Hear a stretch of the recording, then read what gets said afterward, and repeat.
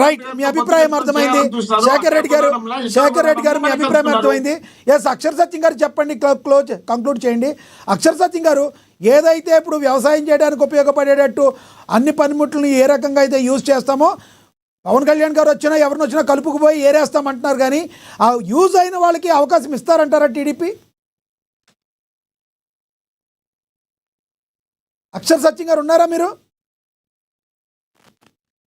Hello, yes, Axar సత్యం గారు, నా question అర్థమైందా? కంక్లూడ్ చేయండి. సార్ అర్థమైంది సార్. రాష్ట్రం కోసం, రాష్ట్ర సౌభాగ్యం కోసం పవన్ కళ్యాణ్ గారిని వాడుకోవడం తప్పులేదు సార్. వాడుకోవచ్చు. అయితే ఏ దారి తీసినా తెప్పదాగలేట్ వేసినట్టుగా వాడుకులు వదిలేయకూడదు అంటున్నారు సార్. వాడుకులు వదిలేస్తే తెలుగుదేశానికి నష్టం లేకపోవచ్చు, తెలుగుదేశంలో ఉన్న కొంతమంది పెద్దలకు 15 మందికి నష్టం లేకపోవచ్చు. ఎందుకంటే తెలుగుదేశం ఎన్నో ఆటుపోట్లు చూసింది. రేపొద్దున కూడా ఇయ్యాలిగా రేపన్న అధికారులకు వస్తాయి. కానీ రేపొద్దున కూటమి అనైక్యతలతో పేరుతోటి కూటమి విచ్ఛిన్నమయ్యి వైసీపీ వస్తే తెలుగుదేశం నమ్ముకున్న వ్యాపారవేత్తలకి, తెలుగుదేశం నమ్ముకున్న కార్యకర్తలకి, తెలుగుదేశం నమ్ముకున్న నాయకులకి, అలాగే పవన్ కళ్యాణ్ గారి లక్ష్యానికి, పవన్ కళ్యాణ్ నమ్ముకున్న వర్గాలకి, జన సైనికులకి తీవ్ర నష్టం జరుగుతుంది సార్. ఇది ఒకరికొకరు కలుపుకోండి, అర్థం చేసుకోండి, యూజ్ చేసుకుని గుర్తించండి, ఆయన సేవలు గుర్తించండి, అందరూ కలిసి పని చేయండి, మనమంతా పార్ట్నర్స్ అని పిలిపివ్వండి. తద్వారా వైసీపీని అధికారం లేకుండా అడ్డుకోగలరు మీరు. అలా కాదు వాడుకుని వదిలేస్తాం, మేము ఏడు దాటిదా తెప్పదగిలేస్తామంటే హక్కు మీకు ఉంది, కాదని అంటారా? సో మీరు అనేది రెండు చేతులు ఉండే చప్పట్లు మోగినట్టుగా పవన్ కళ్యాణ్ గారు ఏ రకంగా చెప్తున్నారో టీడీపీ అధిక నాయకత్వం కూడా ప్రజల్లోకి వాళ్ళ కార్యకర్తలుగా చెప్పాలంటారు మీరు? ఖచ్చితంగా చెప్పాలండి. చెప్పి కలిసి పనిచేయండి. గ్రౌండ్ లెవెల్ జనసేనలో 1% ఇస్తారా, 10% ఇస్తారా, 30% ఇస్తారా, నో ఇష్యూ. కనీసం వాళ్ళు మీ భాగస్వాములను గుర్తించండి, చూడకండి.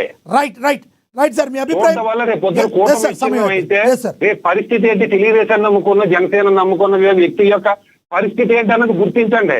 రేపు పొద్దున రాష్ట్రాన్ని నమ్ముకున్న మతాలకి, కులాలకి రేపు పొద్దున కుల శిక్షలు కానీ మత శిక్షలు కానీ పెడితే దానికి ప్రధానమైన కారకులు టీడీపీలో వివక్షతే కారణం దానికి.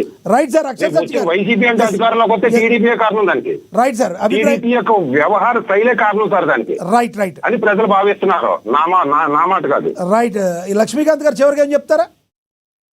సార్ నేను ఒకటే మాట అంటున్నా సార్, 11కు వచ్చినా గానీ నిత్యం విచ్ఛిన్నం దిశగా ప్రతిఘటిస్తున్న వైసీపీ వారికి పవన్ కళ్యాణ్ గారు అది దృష్టిలో పెట్టుకొని వైసీపీ లాంటి వ్యక్తులకి మనం అవకాశం ఇవ్వకూడదన్న దిశగానే నిన్న పవన్ కళ్యాణ్ గారి స్పీచ్ ఉంది. కానీ ఇక్కడ మీరు ప్రధానంగా ఆలోచించుకుంటా ఉండంటే ప్రజా అభివృద్ధి కోసం, రాష్ట్ర అభివృద్ధి కోసం మేము నిత్యం పెట్టేసుకోనైనా కానీ మేము అభివృద్ధి చేసి తీరుతామని సంకల్పించుకొని కూర్చున్నారు లోకేష్ గారు, పవన్ కళ్యాణ్ గారు, చంద్రబాబు నాయుడు గారు. మీరు అదే ఆలోచించాలి. రైట్, ఒకటి బయట ఒక టాక్ అయితే ఉంది, బయట ఒక కొంతమంది విశ్లేషకులు కొంతమంది మాట్లాడుతున్నారు, దీనిలో వాస్తవం ఉందంటారా? అసలు జగన్మోహన్ రెడ్డి గారికి పవన్ కళ్యాణ్ గారు రుణపడి ఉన్నారు. ఎందుకంటే ఆయన వైజాగ్లో ఆపకపోయినా, లేదంటే వ్యక్తిగతంగా వైసీపీ అట్ట తిట్టకపోయినా ఈ రోజున ఇంత ఎలివేషన్ వచ్చేది కాదు. ఈ రోజున టీడీపీతో ఇంత స్థాయిలో ఉన్నారంటే పవన్ కళ్యాణ్ గారు, జగన్మోహన్ రెడ్డి గారి మధ్య ఒక మంచి సంబంధం ఉండేటట్టుగా ఈరోజు ఉందంటున్నారు. ఫ్యూచర్లో ఏమన్నా వైసీపీతో ఏమైనా వెళ్ళే అవకాశం ఉందంటారు మీ జనసేన? 2 చోట్ల ఓడిపోయారు అన్నారు, అసెంబ్లీ గేట్ తాగనే అన్నారు. ఇవాళ రోజున వాళ్ళ నాయకుడు అసెంబ్లీకి రాని పరిస్థితి, మరి పవన్ కళ్యాణ్ గారు డిప్యూటీ సీఎం గా ఉన్న పరిస్థితి. సో ఇక్కడ ఏంటంటే కర్మ ఎవరిని వదిలిపెట్టదు, ఎవరి కర్మ ఫలితం వాళ్ళు అనుభవిస్తారు. 151 ఒక నిమిషం సార్, 151 నుంచి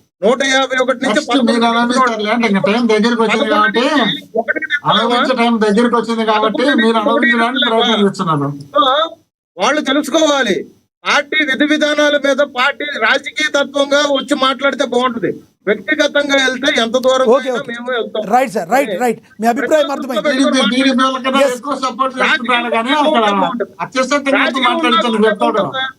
అంతమించి మేము చెప్పేది రైట్, మీ అభిప్రాయం అర్థమైందండి లక్ష్మీకాంత్ గారు, ధన్యవాదాలండి. సార్ ఒక నిమిషం చెప్పండి, సమయం అయిపోయింది సార్.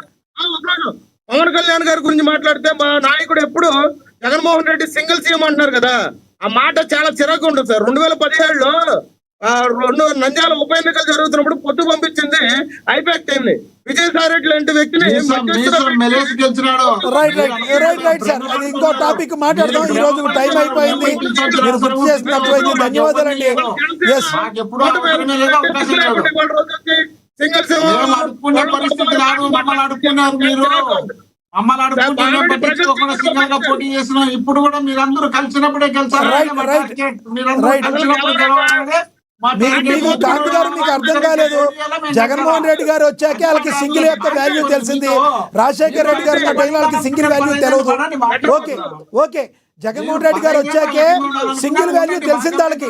రాజశేఖర్ రెడ్డి గారు ఉమ్మడి ఆంధ్రప్రదేశ్ లో కాంగ్రెస్ లో ఉన్నప్పుడు ఆ సింగిల్ అనే వాల్యూ వైసీపీ వాళ్ళకి తెలియదు. అప్పుడు వైసీపీ లేదనుకుంటు కదా. ధన్యవాదాలు మీ అభిప్రాయం తెలియజేసినందుకు ఎల్ మోహన్ రెడ్డి గారు. ధన్యవాదాలండి లక్ష్మీకాంత్ గారు, ధన్యవాదాలండి చర్చలో పాల్గొన్నందుకు. అండ్ మోహన్ రెడ్డి గారు ధన్యవాదాలు. అదేవిధంగా విజయశేఖర్ రెడ్డి గారు ధన్యవాదాలు.